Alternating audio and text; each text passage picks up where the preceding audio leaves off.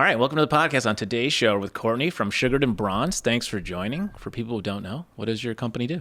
We do sugaring, which is an all-natural form of hair removal, and airbrush tanning, so spray tan by hand. Okay, so for someone like me who knows nothing about this business, it's a fun conversation because I get to ask you really dumb questions and you get to sort of educate me, and then we can meander through. What made you want to get into this business? Like, what was the opportunity?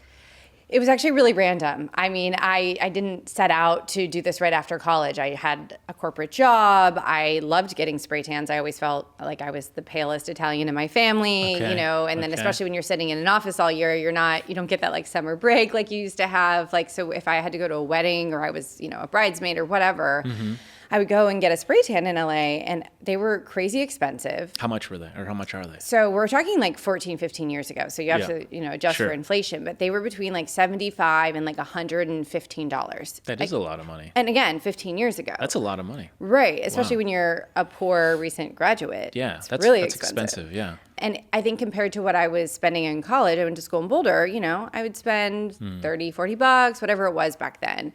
And so I was just like, this is insane. Like the cost of living in LA is more expensive, yes, but it's not that much it's more. not like triple. It wasn't lining up. Right. So I would complain to my then boyfriend, now husband, because that's what I'm good at doing. And at some point he was like, wait, what do you mean? Like, you really cannot find a place that gives you a good tan at a reasonable price? And I was just like, no. So he was like, well, maybe there's a spot in the market for this. And we kind of talked about it back and forth. And at some point, I think he convinced me to do it. And I, was a little gun shy. So he was like, well, what if, we put in the startup capital together? And I was like, okay, fine. So it was $500 each. And it felt like the world to me.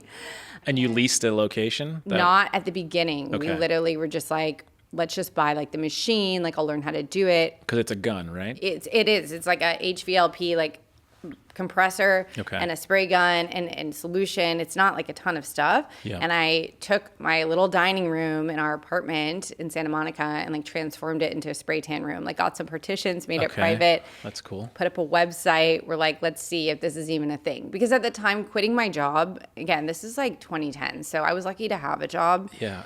And quitting a job and signing You mean like after the recession? Yeah. Yeah, it was like the worst time to graduate. Totally. Yeah, that's true. And I think it would have been really dumb to I don't even think anyone would have given me a commercial lease, honestly. Like I had no funds and, So we started it there, and within a few months, people were coming in to get spray tans. Like it was kind of crazy. All right, so 2010, Instagram doesn't exist. It's just Facebook. Yeah, exactly. And maybe Facebook. Facebook ads were awesome then. You could target people. No, I don't think that was advertising platform on Facebook. Okay, so but basically you just had a website.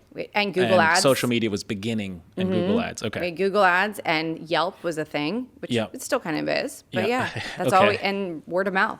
And so then people find you and they start coming. Yeah.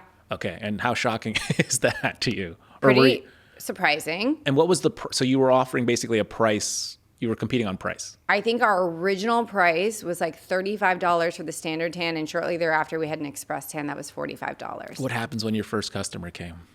I was pretty much in shock that someone would be down to come to my apartment. Yeah. And that they found me online and they were like, oh, I've never heard about this from any friends, but yet I'm willing to try it. Yeah. And then I realized she wasn't that abnormal. Like there was a lot of people that were willing to try something new. I think, especially being in a big city, people are kind of like that. They're like, oh, can I go find the hidden gem first? Yeah. So it just kind of started to move in the right direction. And probably within a few months, I was turning down clients to be at work because... Oh, because you were still working. Yeah, I didn't quit my job. So it was like I worked on Ocean Ave. My apartment was at Wilshire and Berkeley. So the distance was quite short if you know Santa Monica. So I could come home during lunch or after work, whatever. And then at some point I was like, wait, I'm turning down clients to be at my job, which I need to pick a direction here. So that's when I left my job a few months in and was like, okay, we're going to do this full on and we're going to find a commercial space and let's do it. And what did you find out? Like, what was the thing you were seeing that maybe the other existing businesses didn't see? Other than like the price comparison, obviously. Yeah, I mean, I think a lot of people were doing this in places where they had like tanning beds, so they found it hard to promote. It was like an ancillary service. Yeah, and it's kind of weird to be like, oh, come in for a UV-free tan that's not bad for you, but then also advertise their tanning beds. So I think that felt strange to a lot of them. And then also when you would go into these places with tanning beds, they have a different vibe. Like, Yeah. there's neon lights and oils everywhere and these posters in the girl's window. yellow. Yeah. It's just She's kind of glowing. Why is she glowing at the front desk? Yeah, it's Yeah. in all the little eye thing. Yeah. It's just kind of like a different experience. And so I think we offered something that just felt comfortable. And also, I went into a lot of these places and, usually women, for the most part, want to be naked or at least half naked when they're getting a tan. You don't want the tan lines. And there was a lot of very straight men that were like, "Oh, I own the place. I'm going to be tanning you." And I'm like, I don't know if I feel like that's the move. Yeah, that's uncomfortable. Yeah. I can see that being really uncomfortable. Yeah. Okay, and so at some point, you have to make the switch. Did you have employees at that time or not yet? Not yet. Okay. Yeah. And so then you're making the switch, and is it to do it full time out of your house or to go like literally rent a place out, get a lease? Once I made the decision to quit my job, and obviously my co-founder, husband, whatever, boyfriend at the time was like fully supportive of me, but very much staying at his job. Like, it was way too soon for us to both leave. Okay. Once we made the decision that we were like all in, it was like, we have to get this out of the apartment. It was crazy to have that in there. And also to be able to hire people and like have a real business. So we probably, we started the business out of the apartment November 1st, 2010. By the end of January 2011, I quit my job. Okay, so you knew you felt it. It was growing, and little did we know then, that was really what we consider now as off-peak season. Okay. Like everything between Labor Days through like spring break-ish. So we were experiencing growth, not even knowing that was the slower time of year. That's interesting. Now it makes sense, but it's kind of crazy to look back at. I love the story for so many reasons. One, it's like the one thing people always ask me about, like when I do the real estate stuff, they go like, how do you know it'll work? And I just tell them density is how I know. Like if you bring a product to the market and you're a little bit better than what's existing, or to you think you are, there's enough people that will agree with you, especially in LA. There's like 5 million people, generally speaking, within a 5-mile radius. But generally, there's like 1 million people within 3 miles. And so if your idea is a little bit better or can get the attention of 100 people, you're a good business. Yeah. Right. And so the odds of people finding you are high. Right. And then you open up a location. So that it's almost been a year in your journey. At any point at that time, were you thinking, this is a national company? Or are you not thinking that yet? Honestly, I've always kind of been the sky's the limit person. Okay. So I definitely had plans to make it more than one. I didn't know where it would go. I was kind of just living in the moment. We had really done our very small build out and opened our first location by Memorial Day of 2011. So yeah, probably 6 months to date, we had like a brick and mortar storefront. Okay. That being said, it was upstairs behind a tree.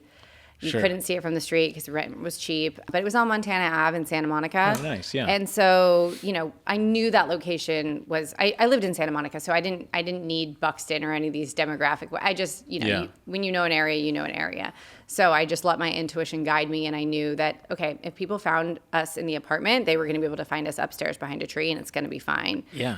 That location has since been relocated to a ground floor location that's much larger on Montana Ave, but still, like that's where we 100% want to be in Santa Monica. 14 And what years happened later. once you opened that place? What happened? Like, what did you see?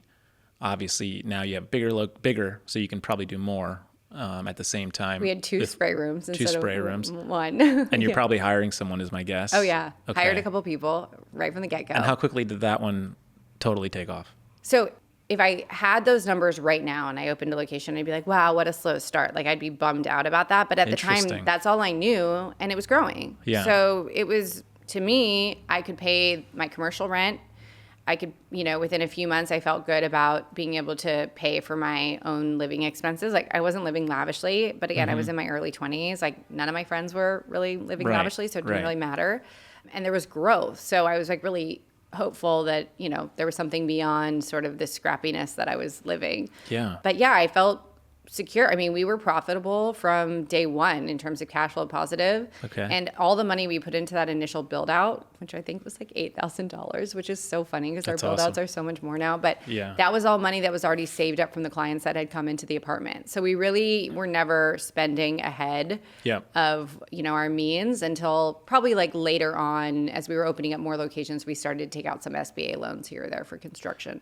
As it relates to that, just general question. Are there any guidelines you have to follow? Like, is there a fan required or anything that's like a special equipment when it comes to this build out that No. Any health department or anything? Spray tanning is totally unregulated. We That's later cool. got into sugaring, which every location has now. Early days it didn't, but that is a bit more regulated by the State Board of Cosmetology. Spray tanning is just the wild, wild west. But that being said, like, we want intense HVAC in our stores because otherwise it's just messy. Right. Like, it goes everywhere. So So it's just more common sense than a regulation. Yeah, exactly. Okay. Yeah.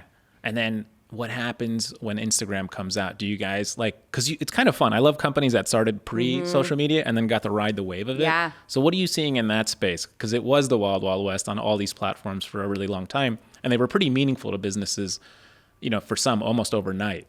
Yes. I think early days, hindsight is always 2020. I didn't really even think about it from a brand perspective. I think I was just so busy growing my business every day that I never really had time to sit back and relax and just look at things from a bigger lens or a wider perspective, which I honestly regret a little bit. I had my own personal Instagram and I could see it growing. Sure. And I think that business Instagram always felt like, oh, who cares?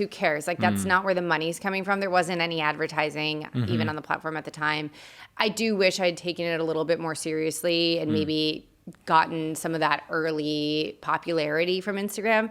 But that being said, I was just doing my best. I was focusing on just growing our business. So it wasn't until a little bit later, probably a couple years in, where brands started to have really beautiful Instagrams and stuff. And I was like, hold up. Let's get rid of anything we've ever posted on the Sugar and Bronze Instagram and start to make it really beautiful and really put some time into it and have it feel very on brand. But to be honest, I just didn't have time to do that in the early years of Instagram. And I don't know how much credence anyone put into Instagram. Yeah, it's tough because you didn't see the ROI, or at least it wasn't clear, right? It was like, how do I do this? This is new. Does it matter? There was a different platform showing up every day. Snapchat was hot for a minute. Instagram, and so they was like, where is this going? You don't know. Not even everyone was on Instagram. It was like people were still on Facebook, and it was like a lot of friends didn't even have Instagram. I was one of those people. I was so late to Instagram. That's so funny. At what point did you start, or are you thinking about raising capital in your journey, or are you getting approached? People say, okay, this is an interesting business.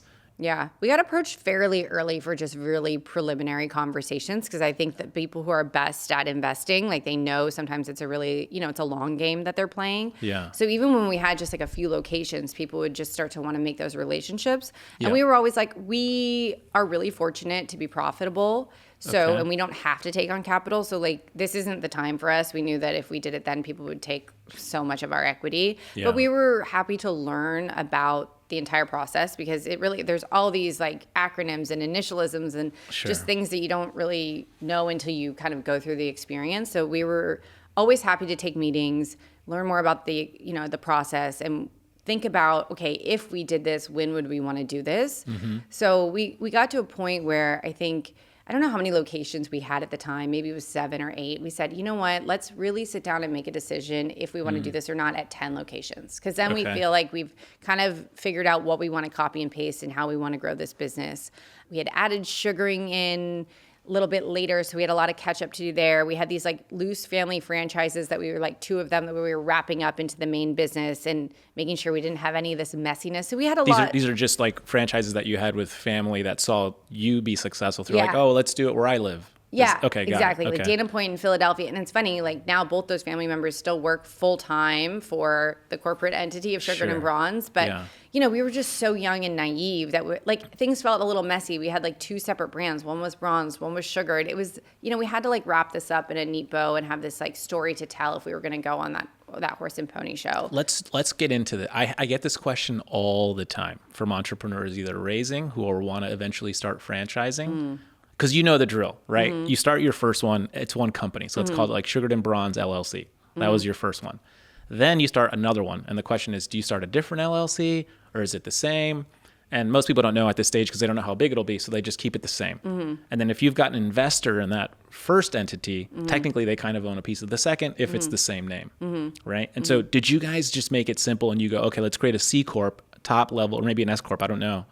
Called it whatever you want it. Call it parent company. And then under it, is every other location a different LLC? It's not. It's not. How did you guys figure that out? Or what did you do? Well, I think when we had these 2 loose family franchises, and when we wanted to wrap them all up and we wanted one corporate entity, and we thought there was a lot more value in taking on an investor with, the entire business in all 10 locations than it would be to have all these like separated out. And I think after I don't even want to call it franchising experience because it truly isn't when it's like a loose family franchise. I don't even think we were taking royalties. Like it was like just hilarious how we did it. Sure. But it was enough of an experience to kind of see like, oh wait, you did something the way I don't want it done. And, it's family, you can kind of work through it or whatever. But if you're doing that with a franchisee and they really don't want to listen, your only option is to litigate. And that didn't seem interesting to me. And I just have a lot of control issues. So I really wanted things, just to be the way I wanted them to be. It's your baby. Yeah, you're allowed to. And I think franchising works in a lot of businesses. And I'm not saying one is better than the other. But I think in the beauty space, and particularly for my business, I just feel like franchising wasn't the way to go. Okay. I'm a never say never person, strong opinions loosely held. Yeah. I do have Love the quote. Good one. That's my favorite one. That's very much me. But I do have an interest in like master franchising. If we went overseas, I'm really interested in potentially doing Australia or the UK. And that to me is a whole different conversation. But domestically, I just don't feel like franchising is the route for So you did us. it under one entity domestically? Okay. Good to know. I literally get this question all the time. And I tell people like there's no really wrong way of doing it.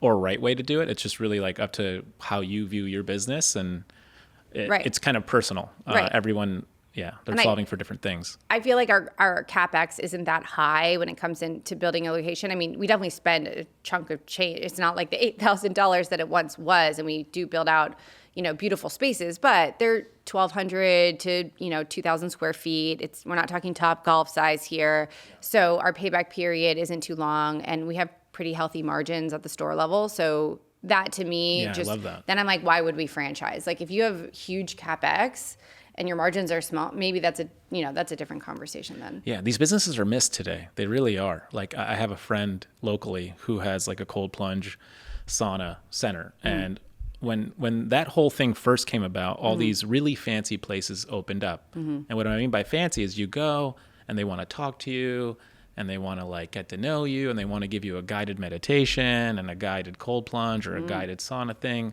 And like nobody wants that. And so when these things emerge, it's kind of like a normal market. The first thing to emerge in a market is either really cheap or it's like the fancy version. But at some point, the opportunity is if you can become the Planet Fitness of that, you win. And what's the Planet Fitness of it? No fuss. You get in, you get out. No one's bothering you. Just throughput it. Yeah. Right? Yeah. And that's the magic, I think, of like that's a real business, because those things can generate, let's say per location, even like 15,000, 20,000 a month profit, but they're small, right? They're like 2,000 square feet max. And so you just replicate that and it's pretty easy. Yeah. One or two employees, super lightweight. Yeah. As someone who cold plunges in saunas every morning, I don't want anyone talking to me or guiding me through it. Like, I'm this is how I'm waking up. Just leave me alone. And like say hi to my baby and, go on my way. That's part of your routine. How many locations are you guys at now? We just opened 34, which was Congrats. Culver City this past Monday. So just hit 34. And we have about 10 more in the pipeline in different stages. Like some are fully under construction, some are like, just got leased, some LOI phase. So, but we try to sign one lease a month. And you mentioned this before, but what is just for me, what is the seasonality of spray tans? I mean, for us, we've found that peak season is really like when people start going on spring break or festivals. Or weddings. That really kicks it off, because that kind of starts, weddings, bachelorettes, like then you get into summer travel, Memorial Day, 4th of July, tons of travel in the summer, tons of weddings, you know, and everything that comes with it. And then after Labor Day, it definitely feels a little bit less insane. That being said, Miami's a newer city for us, so we'll see if that is the same in Miami. It's like a little bit too early to tell. We've only been open for about a year there. And then sugaring's a little bit more consistent. Hair removal's more of a maintenance thing. Yes. Do we have a little bit of more of a peak in those summer months? For sure. I mean, maybe someone who's willing to miss a bikini or a Brazilian sugaring in January is not willing to miss it in July. But for the most part, it's just a little bit less seasonal. That's pretty cool. How big do you want to grow it? I mean, the sky's the limit. It always has been. Like, that's awesome. I'm really looking forward to like that 100 location mark in the U.S. and then really looking forward to something overseas. And we're growing our product line too, so that's really exciting too. And just to go back, when it comes to what you see in the American market for now, because there's all these things. We live here in LA, like we're right here in West Hollywood. It's got the highest minimum wage in the country. Do those things matter to your business? Yeah. Or how do you, of course. So how do you see that? Like what becomes attractive states when you think about it from an opening perspective versus unattractive state? I think California at the present time is probably highly unattractive.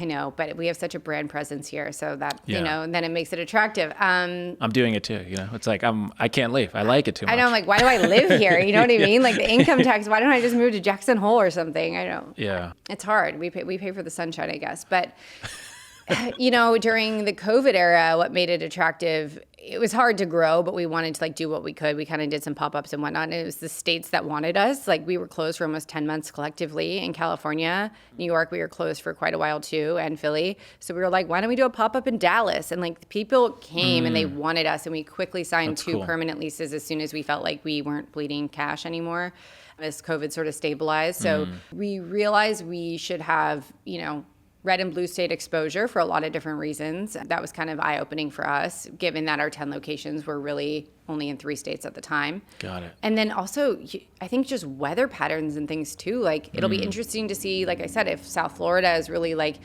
an opposite peak season, that could be really nice on the business. Totally. From a perspective of like, it manages your cash flow nicer. Just cash flow and also ops and things like that. So that's attractive. And then I think weather in general, it's great being in Southern California where our winters are just so mild and, we have that seasonality isn't as harsh. In New York, the density seems to just sort of cover the seasonality issues because people are just going so many places. But then I think when we get into cities, like Philly, it feels like a harder winter for sure than like in New York. So there's all different things. And, pay, we think about that. But historically, we've really paid people the same across the board. But, it might change as, laws change. What's on your docket for this year? So 2025 is kind of really still Q1. Where do you want to take the company this year? Well, our next new market will be DC. Okay. So we're under construction in Georgetown, which is really exciting. Good for your husband, who's from Maryland. Yeah. Although he doesn't go back too much anymore, but maybe good for the Ravens fan in him. Yeah. DC will be the next new market, which we're super excited about. There isn't a lot of competition there. It just feels like they're ready for us. Yeah, and then we're really, really focusing on product for the first time ever. So we've re-released sort of half of our product line, and the second half will be this year. And so we have this new beautiful packaging, reformulations. We're just really excited about all of our products. And will that be mostly just internally, or will you be selling anything externally? So we are obviously, in our own stores and on our own website, you can buy it, but we're also on Amazon Prime for a lot of SKUs. Okay. And then we'll see what happens when it comes to third-party retailers. That's awesome. Yeah. I hesitate because a lot of times you sign contracts with, a Sephora or an Ulta, and you have to have exclusives, and then you can have that SKU on Amazon Prime. So I don't know where the future, what the future will hold, but we're just excited about the product business in general. When you think about, so you mentioned Australia, what's the difficulty in launching overseas? Is there any red tape? Is it difficult, or is it just pretty straightforward? You learn the rules of of that area, but I don't know because I haven't done it yet. I'm going to assume distance is a big deal. Time change is a big deal. Yeah, thankfully, the countries in which I just know that sunless tanning is really popular, they happen to speak English, which is just random and great. Okay. But there's still differences in the spelling of, there's still some things you have to comb through. And do you have multiple Instagrams? Also wages are different. Do you guys have multiple Instagrams or no? No. Okay. Just one. And I'm like huge on that. But yeah, I mean, I think we could get away with keeping one if we were in like I said, UK and Australia. But if you go open in Paris, I don't think you can only have one Instagram, Yeah. What do you do about that? But I think also that's true. Tipping and gratuity is just really different in other countries. And in the US, people are really 18% is totally normal, and people are, that's a big part of compensation. So I don't know, how we would have to structure it in other countries. Yeah, that's true. I don't think they tip in Australia, and if they do, it's 10% max. Right. It's just same thing Europe. Right. Yeah. Totally different. So I don't know what we would run into, but I think that's why maybe a master franchising partner or something, people who really know what they're doing in those countries would be a big help. And are you raising capital at all? I mean, we have investors that we took on in 2019. Okay. Main Post Partners, and Howard Schultz is also an investor. Nice. So for no now, big deal. Howie. Yeah. Wow. We're well capitalized. What have you learned from him? I have not met him personally, Sure. but I've met a couple of his right-hand men, and they've been super helpful. And, one of them ran Pinkberry, and another one has a lot of restaurant experience, and they've just been really great sounding boards. Yeah. Yeah. That's awesome. Well, Yeah. what else can you tell us? What else should we know? Gosh, we haven't decided on the next new market after DC, but I think it might be Chicago. But that's some Nice. early A info. little Don't hold me homecoming to for that. you. Yeah. That's awesome. Can we do a giveaway? Can we give somebody a free thing on the pod? Yeah. Okay. Free service of their choice. Where can people find you? Where can they support? Yeah, we're on Instagram, of course, Sugared and Bronzed. I'm also on Instagram, Courtney Claghorn. We're also on TikTok under both of the same names, super creative. Our website, sugaredandbronzed.com, and, Amazon Prime now, which we're really excited about. Sugared and Bronze. Thank you. Thanks for coming on the pod. Thanks for having me. Thank you for tuning in. If you enjoyed this episode, share with your friends, your family, or anyone you might think might benefit from the conversation we've had today. And if you haven't already, please take a moment to leave a review on your favorite podcast platform. We'd greatly appreciate it.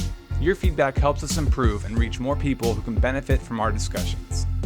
The best way to stay connected with us and get the latest updates on future episodes is through our social media channels. You can find us at Startup Storefront. We'll be back next Tuesday with another great episode. See you then.